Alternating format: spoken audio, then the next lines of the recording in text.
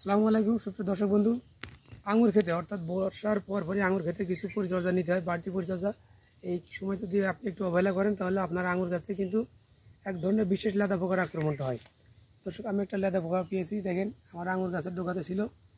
এগুলোকে বলে লেদা পোকা। এটা দেখতে অনেক সফট, এটা হলুদ বর্ণের, কিন্তু কিছু আছে হালকা কালচে ধরনের। তো এই বেশ কয়েকটা রঙের এগুলো হয়ে থাকে। তো এগুলো করে কি, আপনার এই আঙুরের পাতায় দেখেন এইভাবে ছিদ্র করে দেয়, সমস্ত পাতাগুলো ছিদ্র করে দেয় এবং যেখান থেকে সেখান থেকে আঙুর গাছের ডোকা কেটে দেয়। তো এটা দেখা মাত্রই আপনি এটা স্প্রে করলে, এটা 10 ইসি এটা স্প্রে করলে মোটামুটি ভালো একটা রেজাল্ট পেতে পারেন।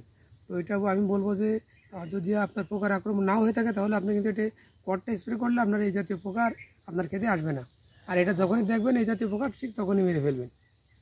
তো ধন্যবাদ দর্শক, আঙুর চাষের পরবর্তী আপডেট অবশ্যই আপনারা পাবেন, আর সেজন্য অবশ্যই সঙ্গে থাকতে হবে। ধন্যবাদ সবাইকে।